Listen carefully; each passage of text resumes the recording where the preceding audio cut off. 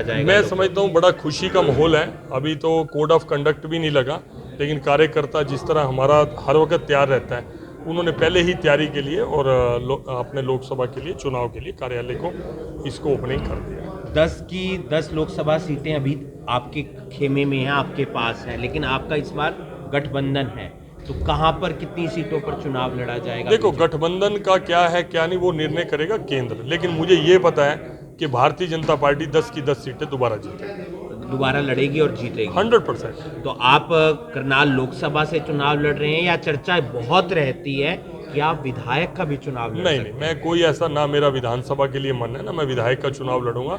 Party अगर उपयुक्त समझेगी, मौका देगी तो लड़ूंगा, नहीं तो जिसका भी नाम लेगी उसको चुनाव लड़वाऊंगा। जो पीछे 5 राज्यों के चुनाव हुए थे, वहां पर बहुत सारे सांसदों को चुनाव लड़ाया गया था विधायक का, हाँ तो जी। ऐसा क्या इस बार नहीं, हरियाणा अभी में देखो, हो सकता अभी है? कोई विधानसभा का चुनाव है नहीं, अभी लोकसभा का चुनाव है। पहले लोकसभा का चुनाव होगा, उसके बाद विधानसभा का। मैं कि ये केंद्रीय नेतृत्व, उसकी मर्जी रहती है कब क्या मैसेज देना है, कब क्या करना है, इस तरह से निर्णय रहता है। मैं खुद मध्य प्रदेश में था, कई हमारे केंद्रीय मंत्री थे, कई सांसद थे, मेरे संभाग में पटेल जी थे, उनको ही चुनाव लड़ाया। तो ये केंद्रीय नेतृत्व जहाँ, और उसका फायदा भी हुआ। आप देखिए इतनी बड़ी मेजोरिटी एक मैसेज देने के कारण ही है। भूपेंद्र सिंह हुड्डा से लगातार पूछताछ हो रही है ईडी, और विपक्ष कह रहा है कि दबाव बनाने का प्रयास है। नहीं, दबाव में क्यों आएंगे? अगर वो सच्चे हैं, दबाव में क्यों आएंगे? मैं तो हमेशा कहता हूँ मेरी करो, मैं अगर सही हूँ तो मैं दबाव में, अगर वो सही है तो दबाव में है भी नहीं, दबाव में आना भी नहीं चाहिए। और मुझे नहीं लगता राजनीति में चुनाव लड़ने वाला व्यक्ति कभी इस तरह के दबाव में आता है। और अगर वो पाक साफ है तो उनको डरना नहीं चाहिए, ईडी की हो, इनकम टैक्स की हो, चाहे किसी की हो। क्या कुछ कहना चाहेंगे, क्योंकि अभी जो 5 राज्यों के चुनाव हुए वहां पर मोदी की गारंटी पर चुनाव लड़ा गया। हरियाणा में जो विधानसभा के चुनाव होंगे वो मनोहर लाल की गारंटी के होंगे या नरेंद्र मोदी की? दोनों की गारंटी है। यहाँ डबल इंजन की सरकार है, और मैं समझता हूँ मोदी मनोहर नाम तो दो हैं, अगर आप बोलेंगे तो एक ही है। क्योंकि माननीय मनोहर लाल जी, जिन्होंने बहुत वर्ष तक मोदी जी के साथ काम किया, क्योंकि मोदी जी हमारे प्रभारी थे और मनोहर जी संगठन मंत्री थे, दोनों एक दूसरे की रीति नीति को भी जानते हैं।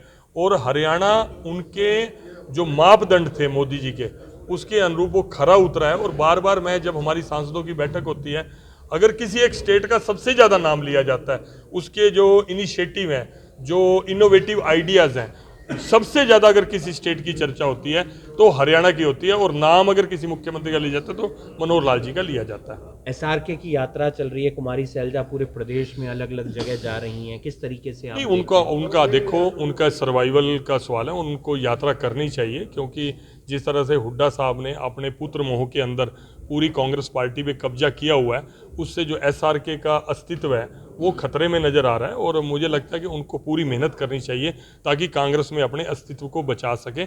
उन्हीं के टीम के एक सदस्य, आज सिरसा के जो पूर्व सांसद रहे हैं तंवर जी, वो आज भारतीय जनता पार्टी के साथ हैं। मैं तो चाहूँगा कि कांग्रेस में जिसके साथ भी अन्याय हो रहा है, सबका स्वागत है। भारतीय जनता पार्टी में उनको पूरा सम्मान मिलेगा। और कई बार तो मुझे ये भी लगता है हुड्डा साहब को भी खुद पर विश्वास नहीं है और कांग्रेस हाईकमान पर विश्वास नहीं है। उनको ऐसा लगता है कि जब एक समय चौधरी भजनलाल के नाम पर कांग्रेस जीती थी और बाद में हुड्डा साहब को मुख्यमंत्री बना दिया गया था, इस बार उनको भी यही लगता है कि उनकी भी कोशिश है कि कांग्रेस की ज़्यादा सीटें ना आ जाएं, कम सीटें रहें, ताकि वो हाईकमान पे दबाव बना के रखें। उनके मन में ये भाव है, लेकिन ये भी उनके मुंगेरी लाल के सपने हैं, वो सपने इसमें देख रहे हैं। मुझे लगता है अभी कांग्रेस हरियाणा की लड़ाई तो शायद अगली बार 2029 में लड़ेगी। अभी तो वो इन फाइटिंग है उनकी, आपस के नेताओं की, एक दूसरे से ऊपर दिखने की होड़ है कि मैं इससे ऊपर दिख जाऊं हाईकमान के आगे। अभी पिछले 5-4 वर्षों में जो अपने संगठन का गठन नहीं कर सके, कुछ नहीं कर सके, और विरोधाभासी बयान आते हैं, एक कोई नियुक्ति होती है, दूसरा पक्ष कहता है जी हम इस नियुक्ति को मानते नहीं, इस तरह की इन फाइटिंग है। पहले मुझे लगता है कि उनको बैठ के आपस में वो करें, फिर लोगों के बीच में जाएं। सर, बजट आ रहा है एक केंद्र का। हाँ जी, देखिए ये पूर्ण बजट तो नहीं है, ये अंतरिम बजट रहेगा। और मैं समझता हूँ पिछली बार जैसे लोगों के अंदर बहुत खुशी थी, एक अच्छा सार्थक बजट आया, जिसके बाद सेंसेक्स हमारा बहुत आगे बढ़ा, हमारी इकॉनमी बूस्ट हुई पूरी दुनिया के अंदर, मैं समझता हूँ उसी तर्ज पर भी, क्योंकि लोगों के ऊपर कोई वो भी नहीं डाला और इंफ्रास्ट्रक्चर के ऊपर पैसा बहुत ज़्यादा खर्च किया गया। आफ्टर कोविड हेल्थ सर्विसेज के ऊपर पैसा बहुत, रेलवे के ऊपर, नेशनल हाईवेज़ के ऊपर, जो चीज़ें दिखने वाली हैं, लोगों को इलाज मिले, गरीब आदमी को इलाज मिले, इन चीज़ों को मिला, गरीब आदमी भूखा ना सोए, इन चीज़ों के ऊपर मैं समझता हूँ बजट के अंदर पिछली बार भी ध्यान रखा गया था और मुझे पूर्ण विश्वास है कि इस बार भी मोदी जी के नेतृत्व में वही बहुत अच्छा बजट आएगा। नीतीश जी भी आए था कि मोदी जी को हम ऐसा करेंगे। एक्चुअली उन सिद्धांतविहीन गठबंधन है, उनका एक सिद्धांत नहीं है, एक नेता नहीं है। किसी से आप आगे माइक लगाएंगे, पूछेंगे जी आपका प्रधानमंत्री का कैंडिडेट कौन है, हर पार्टी का नेता ये बोलता है मैं ही प्रधानमंत्री का कैंडिडेट हूँ, तभी ये गठबंधन है। और आज आपने देखा कि सब, उनको बड़ा उत्साह था कि हम सब मिलके चुनाव लड़ेंगे। तो जो स्टेटें भारतीय जनता पार्टी ने जीती है, 5 स्टेटों का चुनाव था, तो हमारा गठबंधन उसमें 100% जीतेगा।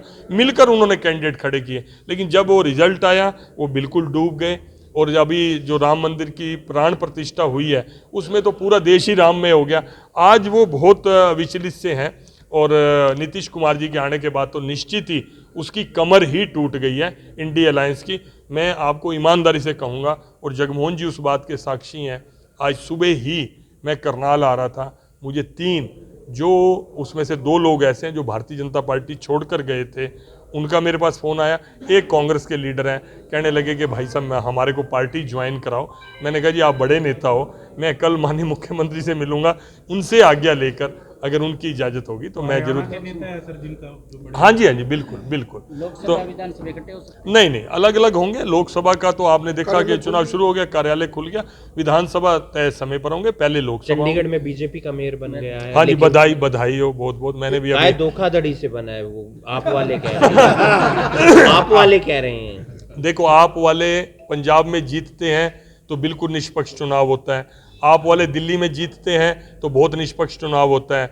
और वो क्या कहते हैं, मैं आपको एक घटना, सच्ची घटना सुना सकता हूँ, मुझे नहीं पता वो हाईलाइट। एक दिन मैं शताब्दी में जा रहा था तो कोई एक उनके परिचित थे राघव चड्ढा जी के, वो भी बैठे थे, मैं बैठा था, उन्होंने हम दोनों का परिचय कराया। तो उन्होंने कहा जी ये करनाल से सांसद। मैं तो खैर उनको जानता था, वो मुझे नहीं जानते थे क्योंकि वो मीडिया में थोड़े हाईलाइटेड से रहते हैं। तो उन्होंने कहा ये करनाल से सांसद, तो आगे नाम उन्होंने लिया। उन्होंने कहा कि संजय भाटिया, हाँ मेरे को मालूम है, आप तो बहुत सेकंड लार्जेस्ट मार्जिन से हिंदुस्तान में जीते हैं।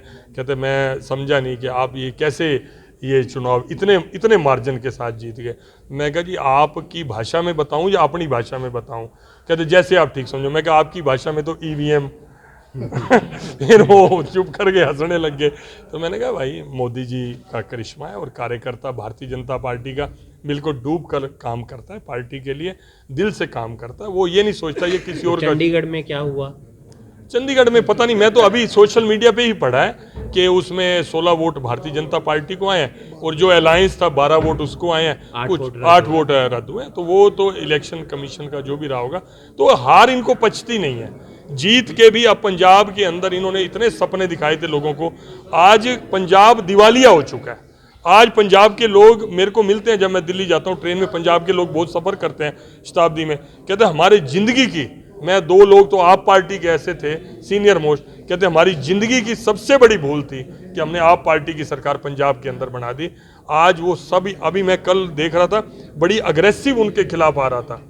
मैं कल एक मुझसे सिद्धू वाला के फादर का भी बयान देख रहा था कि वो इतने अपशब्दों का, और वो ये कह रहे थे कि यार ये भगवत मान के ऊपर सीधा सीधा अटैक कर रहे थे कि मतलब इतनी चीटिंग पंजाब की जनता के साथ हुई है। पंजाब हमारा सिरमौर प्रांत है पूरे देश का और बहादुर लोग हैं वहाँ पर, वहाँ की कौम बड़ी बहादुर है, उनके साथ ये अन्याय हुआ कि आप पार्टी की सरकार बने।